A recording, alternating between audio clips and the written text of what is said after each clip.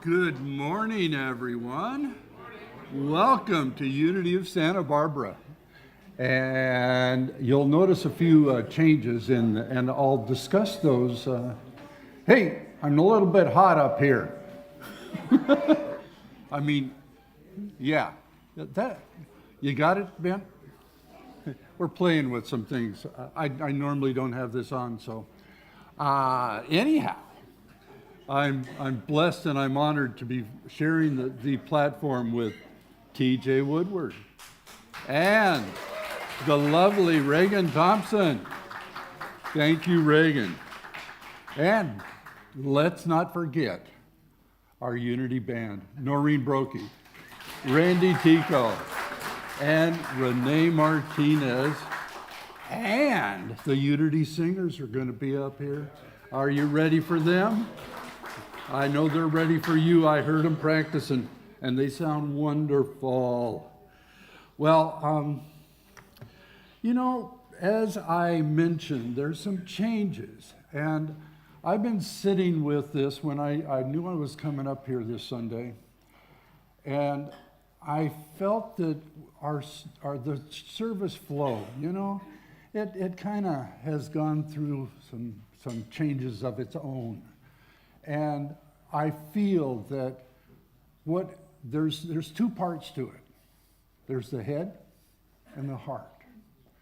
And when we had all these announcements at the end, that was too much head stuff at the end of a beautiful heart service. So, in line with that, we're putting the announcements up front. We're going to tell you what's going on and how, what's happening here, how you can get involved, really just the nuts and bolts of things. And then we'll move into the hard part. And that is really, we want you to walk out these doors with your heart full and love beaming from you. And that's where we're at. So, that takes us to our first announcement. It's a buffet Sunday, and I have no idea what they've got going on in that kitchen, but I know it's good. And there's going to be changes in that too, because we're going to modify the lunch situation, the food situation, that part of it, and I'll share more about that at another time. But check the menu board. And the menu board always, they give you options, so they're not just putting out something and say, take it or leave it. So the menu is very, very broad and even has vegan options. So we want to make sure that if you're hungry, you are fed. TJ I reviewed what he was sharing today, and the word that jumped out at me was fear. And it led me to look for a little book that someone we know and love wrote, Reverend Temple Hayes.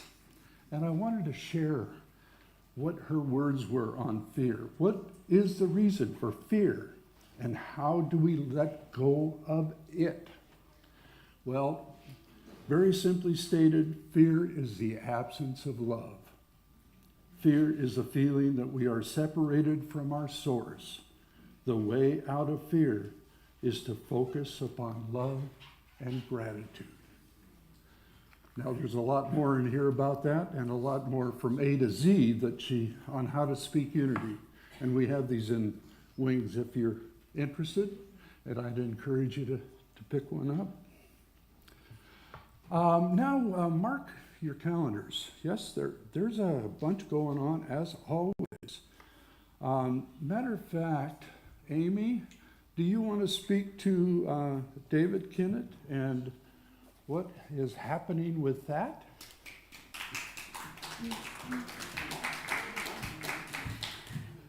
Good morning, all you lovely people.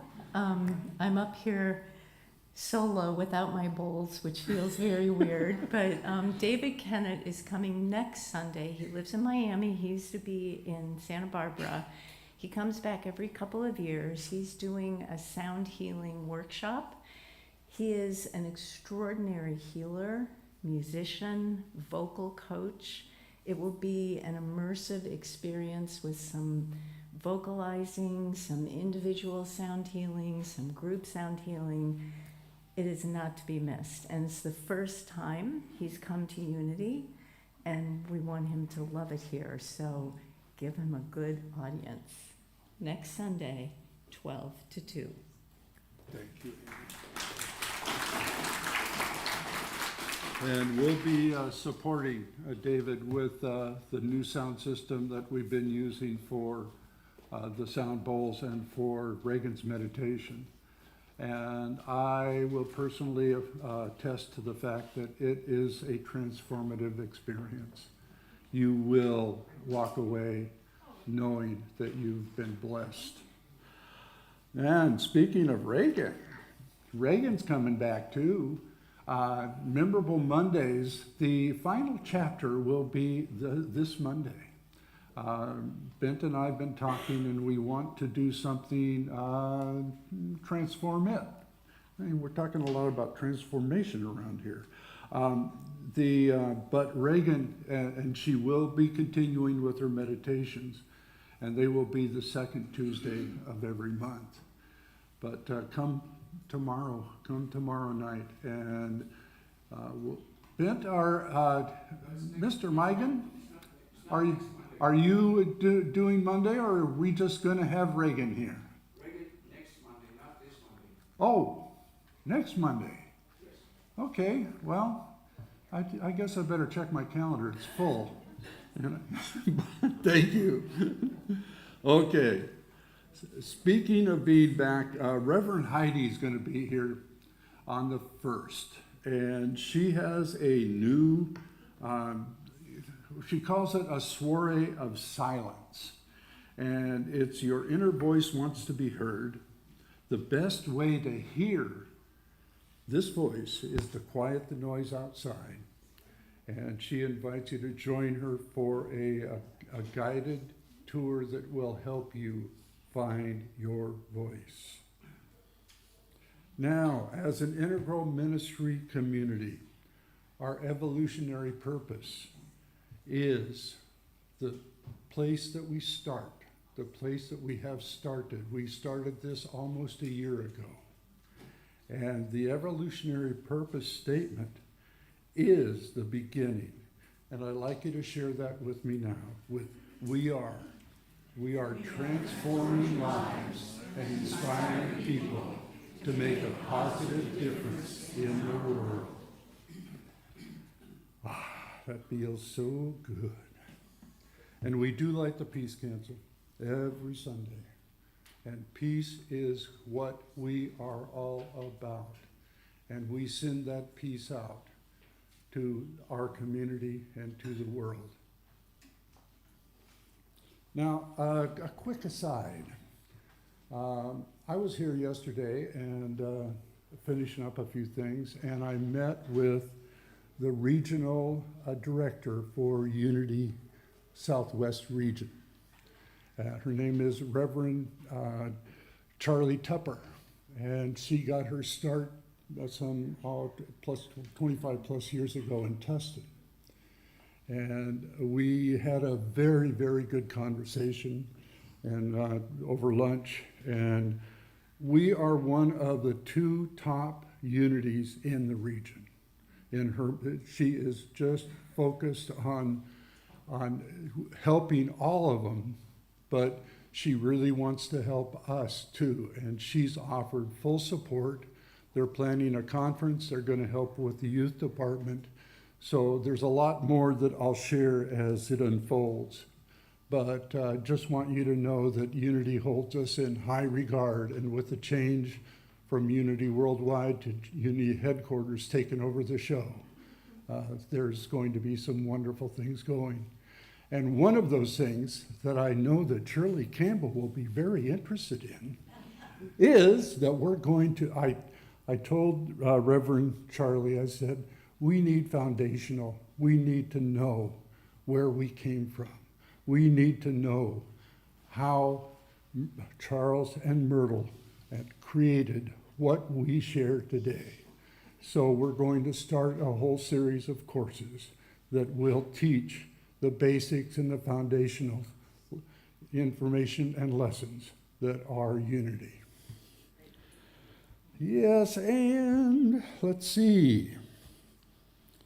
Well, I think I have covered most of what I need to share now, but we'll start with the affirmation, our first principle of unity. If you'll join me, please. There is only one presence and one power active in the universe and in my life, God the good, omnipotent. Now, if you'll please stand and join the choir as they come up, we're going to sing about love. Love is their decision, and I hope it's yours too.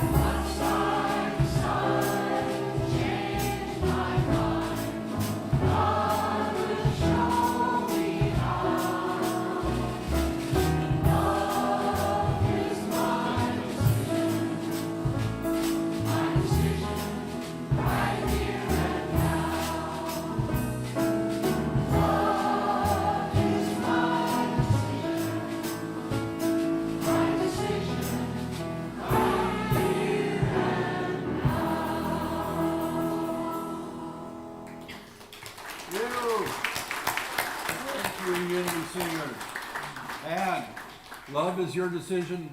Share some of that love. Talk to your neighbors and say hello.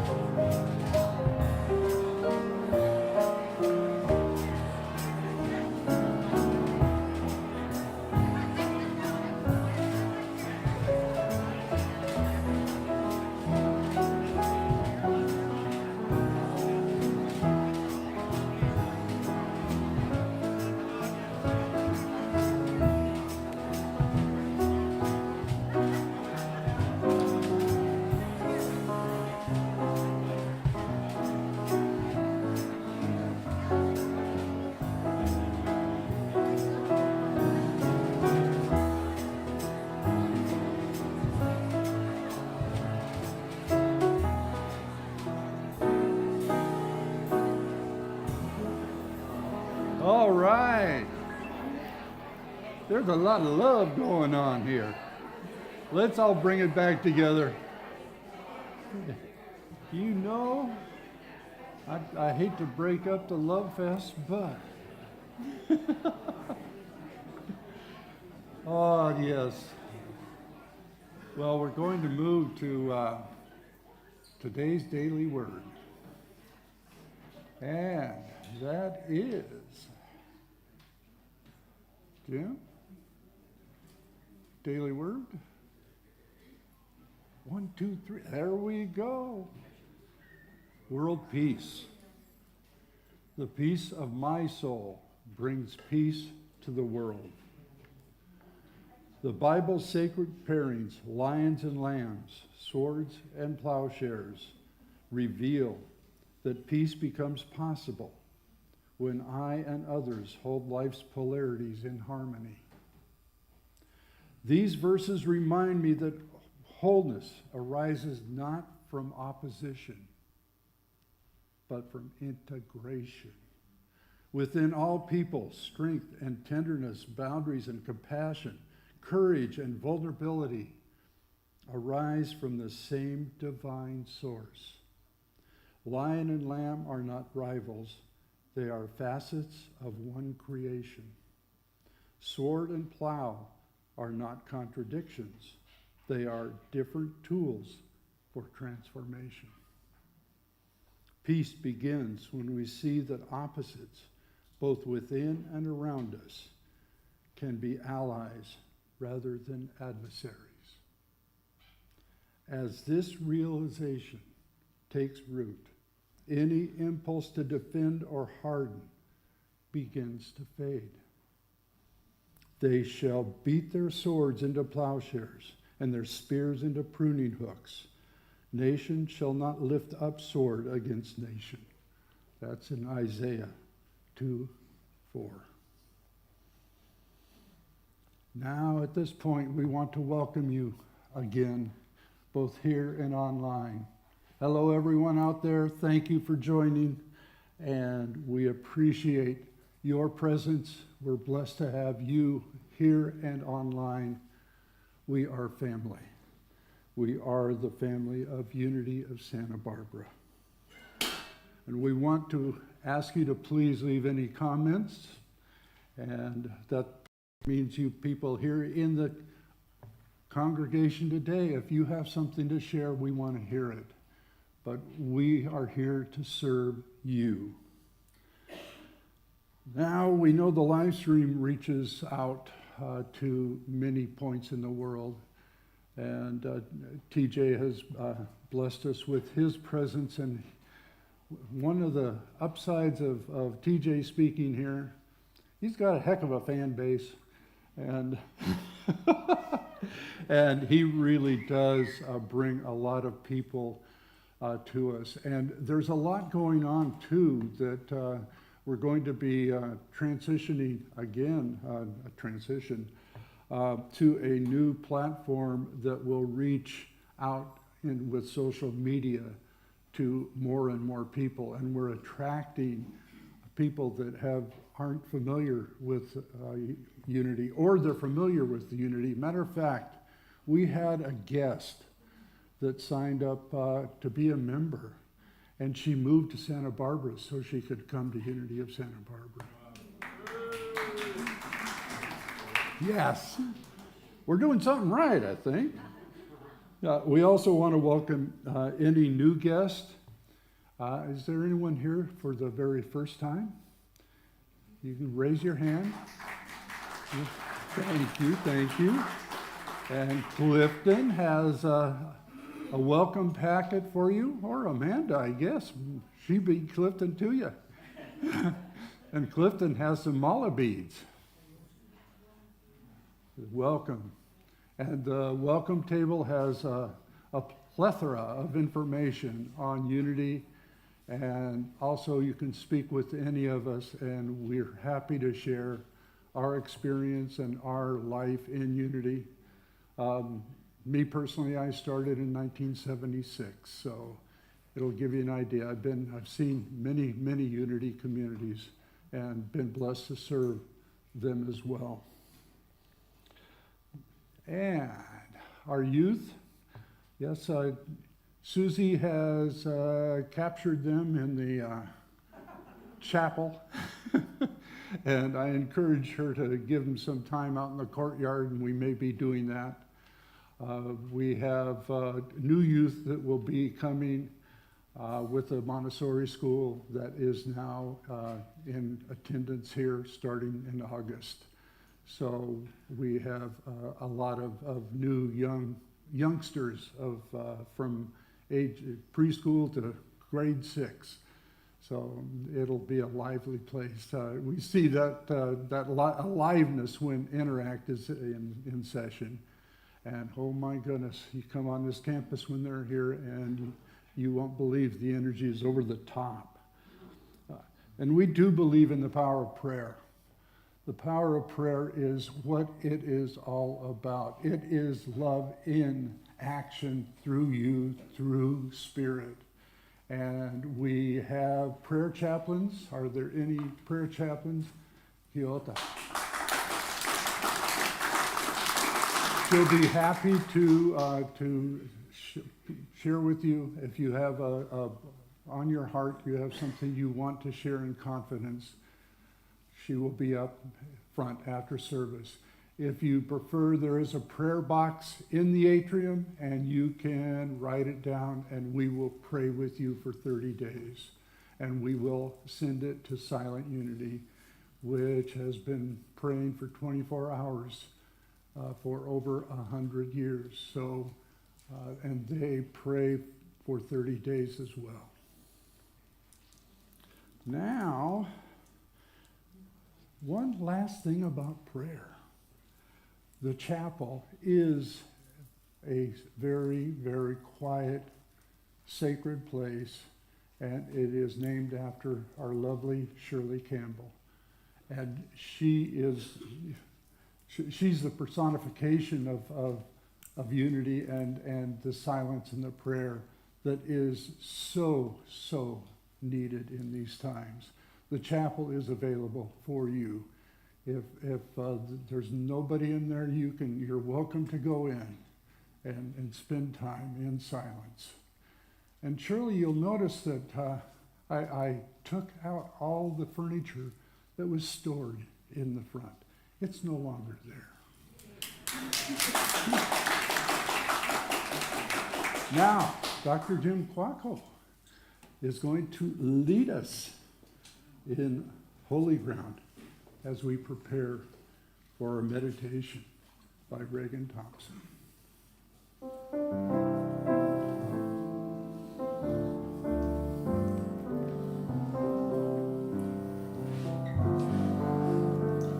This is holy ground. We're standing on holy ground. Where love is here and everything is holy. This is holy ground. We're standing on holy ground. For love is here and everything is holy.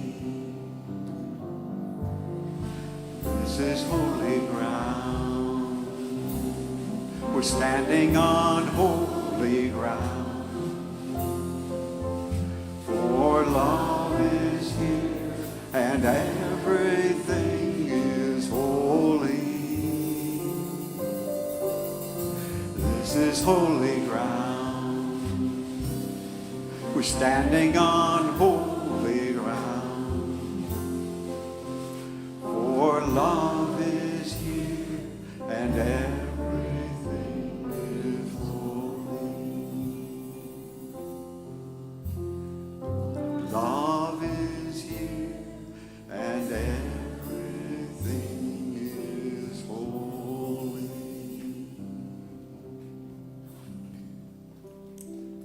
All right, thank you everyone. We're going to move into a meditation together. So if you would please begin by closing your eyes. So let's start by taking some slow, gentle, deep breaths. Breathing in through your nose and out through your mouth. These slow, gentle, relaxed breaths. These beautiful breaths that we're now calling in Spirit. The beautiful, divine, pure love and light of Spirit to come into our breath, to come into our bodies. As you're breathing out, you're receiving this love, this light. It's coming into your breath, coming into your body, and it's landing in your heart. This beautiful love and light, it feels good, and you can also see it. Begin to envision and see this love and light as pure diamond white crystal light. This sparkling, glowing light. It's flowing into your body and into your heart, and it's moving into your heart. This divine love is beginning to work with your heart. It's entering into your heart. It's purifying, it's cleansing your heart. It's moving out anything and everything that has not felt this love yet. Any part of yourself, any non-integrated energy, any fear that's been hanging out inside your heart space. So as you're breathing in this love and this light, your heart is being healed. Feel inside yourself that all you need to do is receive this grace. Receive the presence of this love that is always here for you, within you. You're being asked to remember the truth in this moment, that the love that you've been seeking, the light that you've been hoping to have more in your life, it is within you. It is inside your heart. It is within your soul. Please place one or both hands next to your heart center. And in this moment, taking a moment of review, we're wrapping up a potent time of Mercury retrograde at this moment. Just a few more hours, basically a couple more days, for those of you who understand that energy. It is highly transformative. And it causes often a review of many buckets of life, many different ones: relationship with self, relationship with other, relationship with planet. Are you able to love all of that completely? Or is there restriction? Is there still fear within one of those buckets? So look at your life right now. Review. Which one that we just spoke of, that you know for a fact that there is a fear that's been hanging out within it? Perhaps you already have been feeling it this last few weeks. There's been a theme. There's been something going on, like, I don't know, I can't quite love myself in this moment. I fear that I'm not good enough. I fear that I have to achieve something to be good enough. I feel I have to become something. Some part of yourself has been trying to get your attention. Feel that in this moment, as that light and that love has been flowing so beautifully inside your heart, that it has the ability to expand outward now. There's a flooding of love, so much so that it's expanding. Your awareness is expanding. Literally feel and see the light of your heart expanding beyond your heart.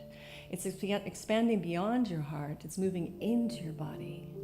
It's moving into your cells, into your blood, into your bones, to your whole body. Is being flooded with this light, this love, and it's so beautiful and so vast that it wants to move beyond your body. It's like a cocoon of light and love around your body. And whatever that thing, that energy, that discomfort that you might have just felt for a moment as you reviewed your life, see if you can watch it now move right into the center of that pain or that fear or that worry, literally like a beam of light going right into the center of that pocket of energy. And it is not outside of you, it is within you, hanging out somewhere in your body. So it's almost like that beam of light is coming directly from your heart into the center of this pocket. You can see like a golden orb of light. Yes, even our shadow, even what we have not fully healed, is full of light, because it all is. It's just waiting to be integrated. It's waiting to be purified. It's waiting to become love, which is the only thing that is real. So perhaps there was more than one pocket. Maybe there was another fear that you noticed. Some sort of insecurity, some sort of, I can't really quite be myself in this relationship. See it again, this golden beam going directly into the center of it, and just watch it transmute, dissolve. Remembering the power, the potency of your ability to do this inner work. You are your greatest inner healer within you, in your heart, and in your soul. That is where you find your divinity. That is where you find your genuine, authentic power. That is where you find your own inner healer. So as you send this light and this love, also feel that what's also being sent is the perfect golden recipe to dissolve it further. Perhaps it's compassion. Perhaps it's forgiveness. What is fear? It is the absence of love. What is any of these illusory, dense pockets made of? Just a lack of love. So sending love to all of you, all parts, the inner children that still exist, the ego selves, and just welcome all of yourself home to your heart, to your soul's light. Feel that now. I welcome myself home. I welcome all of myself home. These golden beams of light, just like little tendrils of light, just ushering back these parts of yourself back into your heart, back into your soul. And watch what happens inside your heart, and watch what happens to that light that you felt there before. Watch it expand, watch it grow. Feel the difference now, feel the change, feel the peace. Feel that peace now. We understand this takes courage. And if there's any part of yourself that's saying, oh, I don't know, am I doing this right? There's simply no such thing. The only limit to this process is your imagination. This is happening now. Take a slow, deep breath.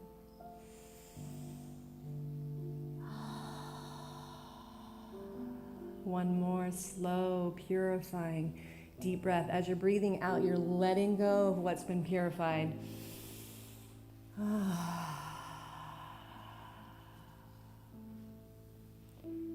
Moving into a gentle, slow breath now. Taking a moment of gratitude for yourself, for this process, for your courage to show up here today, to do this work. We thank you so much. Taking a moment of gratitude internally. Whatever you feel is in resonance to be grateful for, take that moment, take that beat. We thank you, dear Spirit. We thank you for this time together. We thank you for this meditation. We thank you. God bless you all.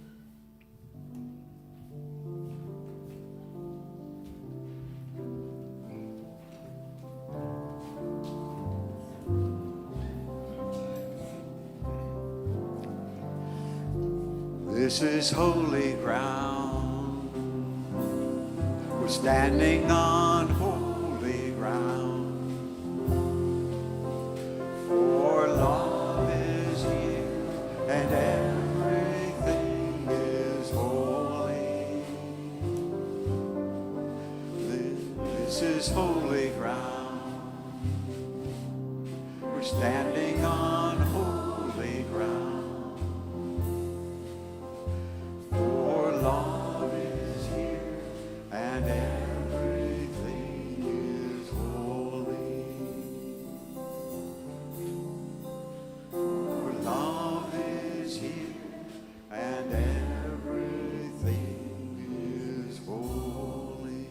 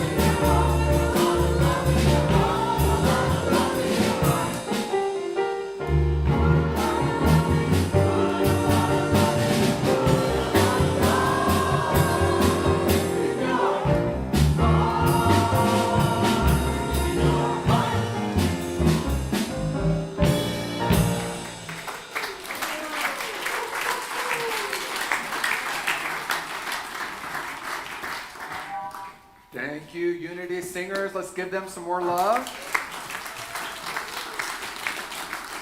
Wow, and Reagan, thank you so much. My goodness, do you feel that vibration after that? I feel like we can just go have lunch now. I know I say that a lot, but like really life is energy. And when we tap into collectively, when the room taps into the energy of love or the frequency of love, there are really no words that can add to that. Isn't that fascinating? And yet I have, 18 to 20 minutes of standing up here and trying to put words to the experience of the love that we are. And so the talk title today is I think it's something like From Fear to Freedom, Choosing Love Again. And I think, did I get it? I mean, I do create my own titles, but I create them at some other time and place, and then there's this moment when something else might want to emerge. And I was actually thinking about choice. I know that the word that stuck out to you is fear, and we are going to talk about fear, but I'm thinking about choice because we also sang Love is My Decision. And if I think about earlier in my journey, I would think love is my decision, and it felt a little external. I'm going to choose love. I'm going to choose to be loving. I'm going to choose to find love. Anyone here ever thought, I'm going to find love? I know you all have been on the apps and online. I know what happens in the world, right? I'm going to find love. And then to recognize that the only choice I actually make is a remembrance. It's a remembrance that love is who and what I am. And the Sufi poet Rumi told us how many years ago? Anyone know when?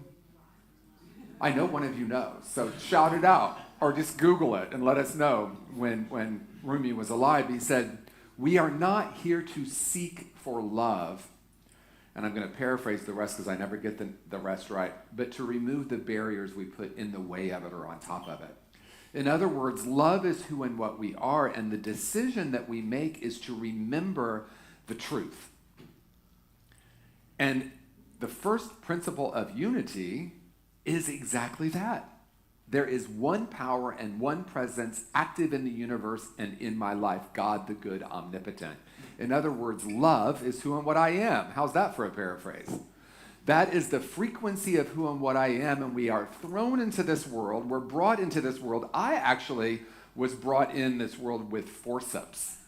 I think they put them back then on our head, right, and yank us out. And so apparently I didn't really want to come to the world too easily. I kind of was liking swimming in that like safety. I think about that. I actually do remember. I actually remember being in the womb. I don't have necessarily a cognitive memory of that, but I have a body memory of that, of feeling really safe and then kind of like, oh no, really? It's time? Okay. And then I had to be pulled into this world. And I think about my early journey and I think, well, that pretty much speaks to it. Being sort of forced into a world. And I remember being really young and thinking, the world is so beautiful. I arrived as love, and I remember feeling that and knowing that and being that and experiencing love all around me. And then coming into a world where I started to see and experience things that felt counter to that. And then along came our friend fear. And we are living at a profound moment in the evolution of spiritual beings, of humanity. We are at the precipice, at the doorway, at a gateway of something really profound. How do I know that? Because there's only this moment. And this moment, we get to make a decision. And that decision is to either reject or to integrate, as Reagan so beautifully spoke to. Because the paradigm of choosing love and moving away from fear might have run its course. And instead, what we're inviting in this new paradigm, and the teachers were saying this thousands of years ago, and in the scheme of things, that's not so long for us to take about 2,000, 2,500 years to understand that love is who and what we are, and to recognize that we are in a new era where we are no longer spiritual beings having a human experience. We are spiritual beings having a spiritual experience. And what if the fear, or what we call our dark side, is actually there for us to love instead of reject. What happens in the world when I decide to no longer reject? I want you to kind of sit with that energetically. What if integration precedes transformation? Now that sounds like a nice bumper sticker, but what the heck does that mean? That means as long as I am chasing the light or chasing the love or seeking the love, I remember for a while when I had a spiritual community I started in 2012, we started by saying we were spiritual seekers. I'm like, wait, no. Not spiritual seekers, but knowing that's who and what we are. Everything that I have been seeking is innate within me. And fear, let's talk about fear for a moment, because the experience of fear, because we are animals, we are also more than animals, we're spiritual beings, but let's start with the animal part. So when an animal is being hunted, they have an instinctive understanding that something's going to get them, and their nervous system tightens, and they have the ability to run faster and to get away from danger. And so that is also part of our DNA that has been passed down. Because originally, or earlier, we did live in caves, and if we walked out of that cave, we might be eaten. In other words, what if we were to choose curiosity about our fear instead of trying to reject it? Because when we say things, which is true, by the way, everything is love or fear, we might hear that as like, let me be rid of the fear and choose the love. Be rid of the fear and choose the love. And what I'm inviting is, let's look at that fear for what it is. There's something within me, there's a mechanism within me that is trying to protect something. And when I'm curious about that, I can start to ask questions in its simplest form, like, do I think when I walk through that sliding glass door, there's going to be an animal eating me? Most likely not. Not at this point in our evolution, and yet there's something within me that's still carrying that. And so there are 3 steps: awareness, awareness, and awareness. What is this tightening? What is this fear? What is this sense that I have to protect part of myself? And what if I were to look at it for what it is? Information. So when I'm in fear, something's wanting to heal. Because in today's world, most of us aren't afraid of getting eaten when we walk out the door. But when we go back, this is my childhood self, and apparently this is my adult self for this. So when I was a little kid, I came in like this. Well, I mean, first of all, I came in like, no, as you heard. No, I'm not ready. Because I think those of us who are in this room were either assigned to this planet or chose it, or, here we are. I'm like, I'm going to sign up for this planet. Some of you are laughing, so I know you know what I mean. We came in as love to be messengers of a new paradigm. And so I came in with some resistance, as you heard, but once I arrived, I remember just feeling love, being love, feeling joy.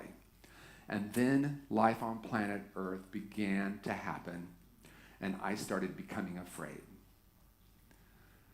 The way men talked about women, the adults in my life, war on TV, racism that my grandfather, who I did love, but was overtly racist every single day. And I'm like, oh, soul crushing, right? The way he talked about people just simply because of the color of their skin. And I would love to say that I was so powerful that I didn't absorb any of that. The truth is, I did absorb it. I started to become aware or believe the illusion and forget reality. And isn't that simple? That I came in and there was this programming that happened that was teaching me about fear and otherness and us and them and good and bad and right and wrong. And again, apparently Rumi is present today. Out beyond the ideas of right and wrong, there is a field. I will meet you there. And that field is a field of consciousness. It's not a place we go, although, I can picture a, beautiful field of flowers with the wind blowing and the sun shining, but I think the field we're talking about is a field of consciousness, the truth of who and what we are, that doesn't have the idea of us and them and good and bad and right and wrong. I came in that way. Does anyone remember being a pre-programmed human? right? Because a little kid, they're our way shower. You know, in Unity, we say Jesus is the way shower. A 2-year-old is the way shower because they are present, they are open, they are loving, they feel their feelings, they let you know exactly. I remember my nephew said on my lap, Uncle TJ, you have bad breath. Like, oh, he's just telling the truth. That's just information. Am I going to say, oh, no, oh, it's terrible, or I could just, go do something about that, right? And so the reason I'm saying that is because we sometimes think our job here is to seek for or find love, but the truth is it's who we are. And the illusion that we have decided is this collective illusion of otherness, this collective illusion of good and bad and right and wrong. And that starts internally, not externally. Because we see division in the world, right? We see polarization in our country. We've been told we're a polarized country. The truth is we're projectors. And so if I'm rejecting parts of myself, I will automatically reject people outside of me. If I have the courage, because we've spoken of courage, to integrate, in other words, to love all parts of self. I remember when my nephew was in that stage where he was having intense emotional experiences, which we have labeled sometimes as temper tantrums. At least we did back in the day. I don't know if they use that term anymore. You're having a temper tantrum. No, you're experiencing something really intense emotionally. And I remember very clearly thinking or remembering, and I love my mother, I've made peace with my mother, but remembering how my mother responded when I was having an intense emotional experience, and let's just say it didn't feel much like love. It felt a lot like judgment and criticism and the opposite of love. Withholding, go to your room. And what I realized when he was having this intense emotional experience, if I would just get down on his level and simply be present with him, those emotions would regulate, and then he would go back to his natural state, which is joy. And so that is an example of how we can either reject or embrace parts of self. Do I want to reject the part of me that is difficult, the part of me that I've labeled as fear, what we call shadow work? How many people have done some time with shadow work? I feel like the movement of New Thought is in some shadow work right now. And let me tell you what I mean by that, because when I came to Unity almost 40 years ago in 1988, there wasn't a lot of acknowledgement of the shadow. There was a lot of only love and light, only love and light. That's who we are, love and light. I actually went to a Unity community where we still wore rubber bands and flicked ourselves if we said anything negative because the universe was going to get us. And I'm like, isn't that kind of just a reframe of a punishing God? Right? Is the universe orchestrated to get me if I have a negative thought? Or can I start to embrace all parts of myself and look at myself as this precious little child who absorbed these things and made these monumental decisions? I'm not good enough, I'm unworthy, I'm unlovable. And that became my operating system. In other words, I started to believe that the illusion was real and reality was the illusion. And the reality is so simple. God, love, source, light, that's who and what we are. But as a movement, the New Thought movement is now maturing enough to say, oh, we do also have this thing called a human experience, but it's actually not separate from our spiritual experience. It's the idea that they are separate that will automatically want me to reject parts of self. Because when something's negative, what do we want to do with it? Get rid of it, right? I remember back in the day, I don't think we're still doing this at Unity, but we would say that the crucifixion, we were taught this in school. The crucifixion is to cross out negative thinking, right? We are in a deepening now. We're in a new paradigm in the movement and in the world where it's not about crossing out negative thinking, but really looking at the simplicity of what happens when I entertain this thought and what happens when I entertain this idea that I'm whole, complete, and perfect in every way. And it's not the thought that creates reality. Sorry, everyone, because I know that's very popular in many New Thought circles. It's the frequency. It's the vibration. And when I believe that I'm broken or limited, I am vibrating at that idea. That is literally what I am vibrating as. And the world, yes, does seem to respond, but in my experience, it's actually I'm choosing. So if I feel unworthy, let's use money as an example, right? Because it's been a big one for me. I remember, and I know I've said this before, my mom would say, money doesn't grow on trees. And I would say, it literally does. It's made of paper, back when money was paper. Remember paper money? It literally grows on trees. So what is this idea? But I absorbed a lot of that. There's not enough. There's not enough. And if there's not enough, what do I need to do? Fight for mine. I need to work hard. The Midwest values. Work hard. Good work ethic. Because there's not enough to go around. And that is an illusory idea that we have absorbed, because the truth is there is enough for everyone. There is abundance, but it's because we have decided that we're limited that creates that. I remember one of my first ministers in New Thought was Reverend Maureen Bass, and she would say, look at your bank account. Is it pretty low? Has it been low for years? I want you to say out loud, look how powerful I am. I keep manifesting and recreating a small bank account.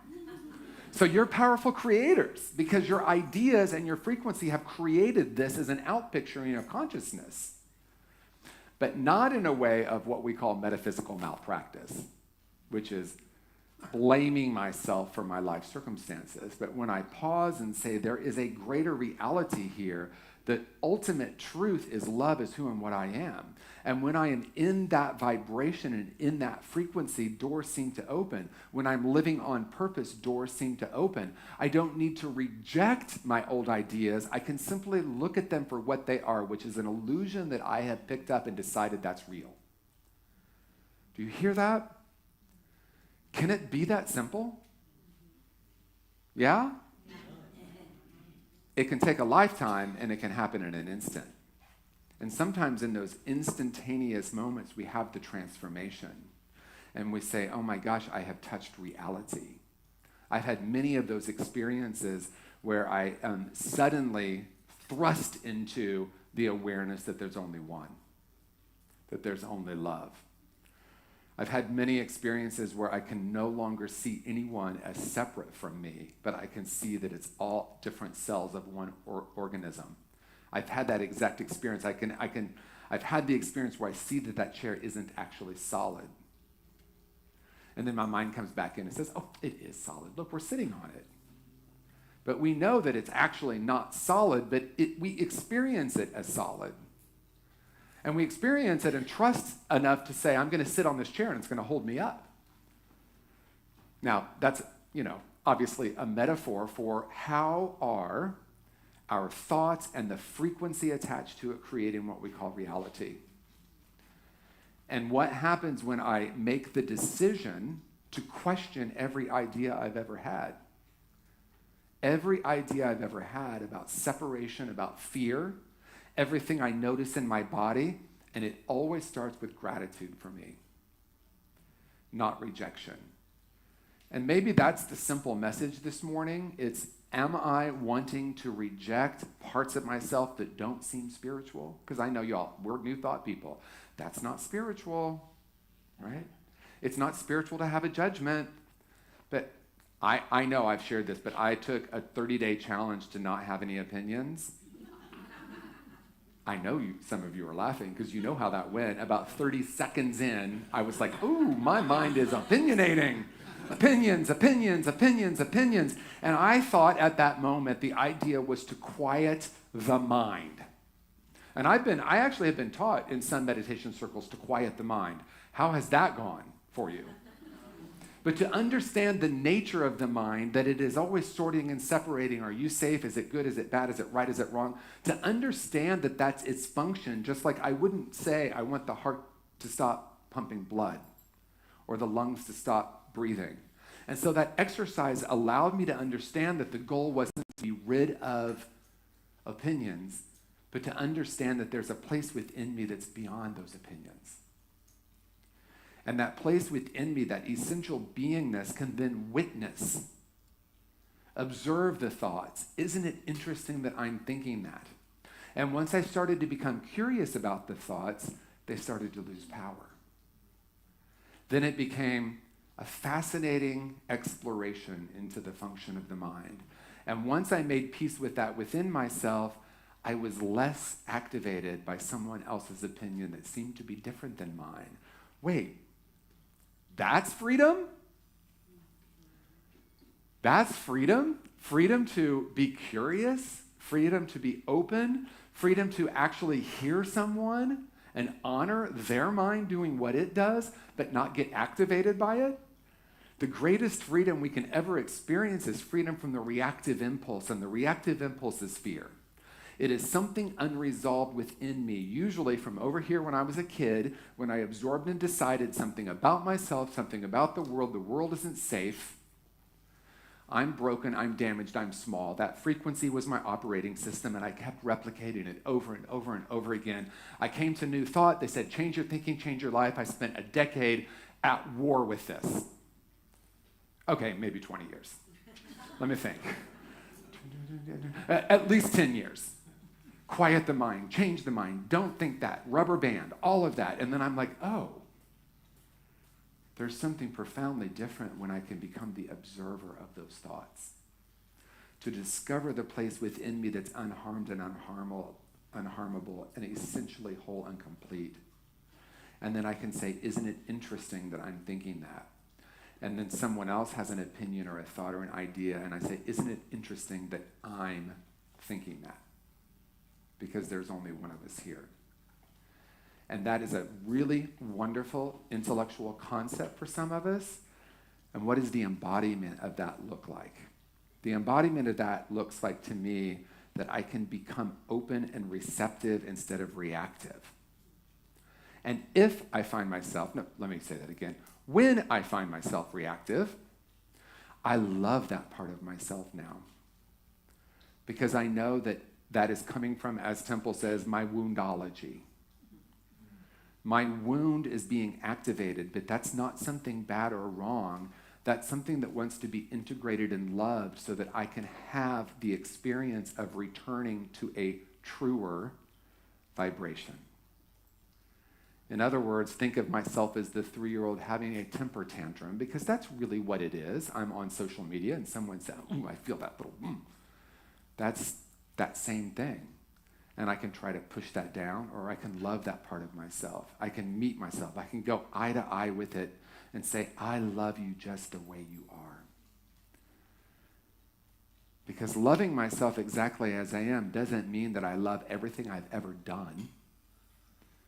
It means that love is what will transmute that, alchemize that into a greater way of being. And then I move from being reactive to being receptive, to be open and curious. And moving through the world with curiosity creates connection and love. And again, can it be that simple? And so what I want to leave you with is simply an invitation. And that invitation is to simply notice. Notice if there's any place in your nervous system that tightens. And when it tightens, not if, when it tightens, say, I love you. Thank you. I know you're trying to protect me right now. I know who I am. I am love. I am the frequency of love.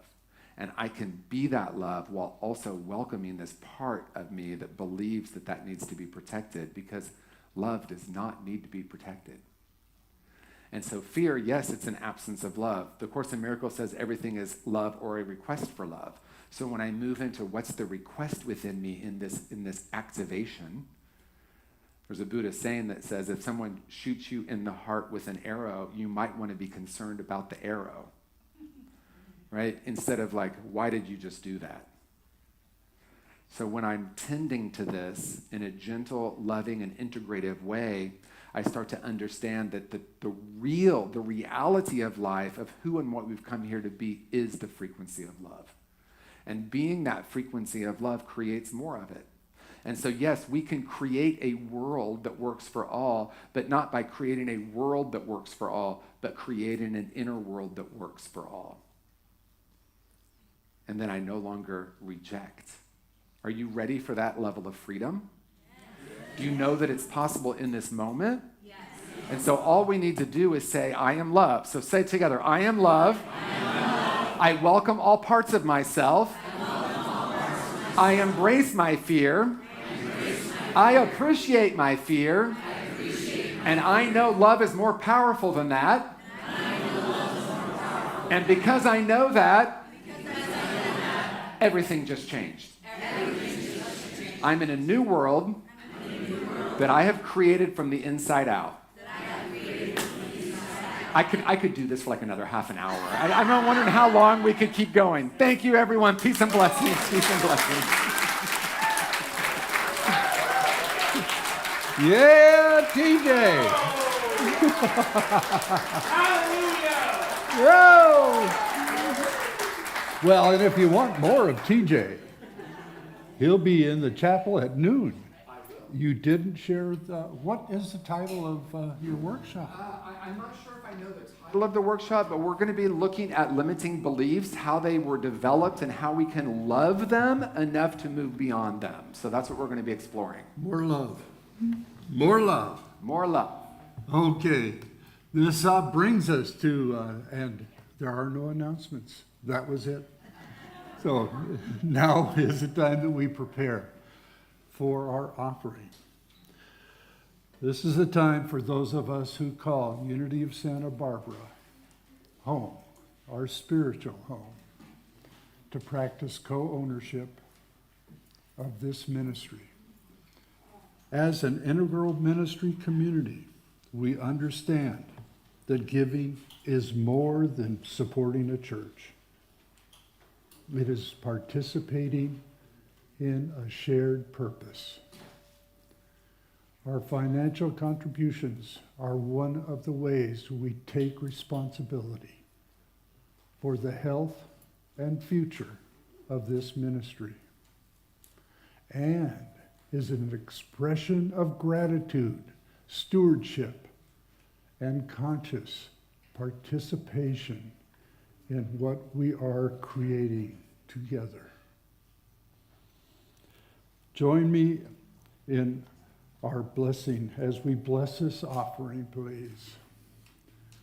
Divine love through us blesses and multiplies all that we are, all that we have, all that we share, and all that we receive. Now, if you want to give electronically, you can go to the website, unitysp.org, and click Give or download the Zephy app. Ushers, please begin the collection as we prepare to give. Whatever amount you are guided to give, bless it with your love and let yourself feel grateful to God. And at this time, the Unity Singers will share sacred love as we share our offerings and our tithes.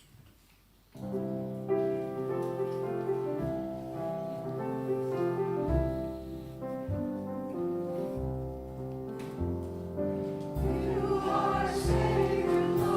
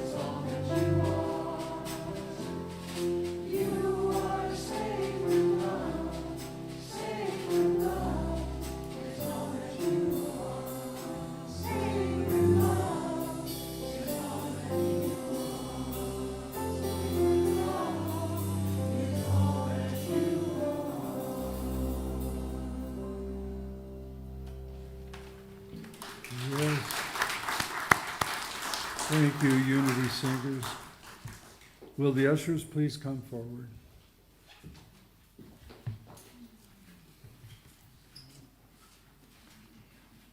We've each given individually or as part of an individual family.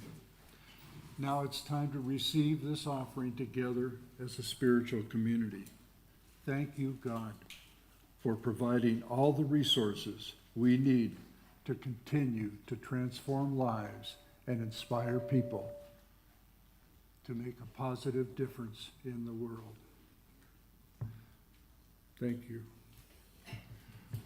I do not see children today, so we are going to stand and join together in the peace song.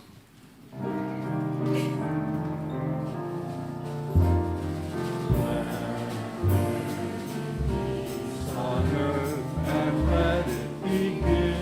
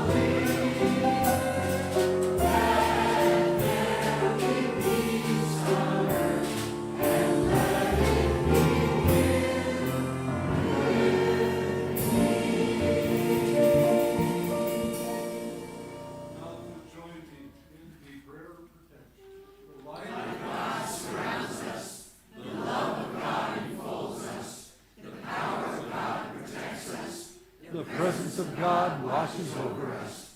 Wherever we are, God is, and all is well. Thank you. Bless you. Have a wonderful Sunday.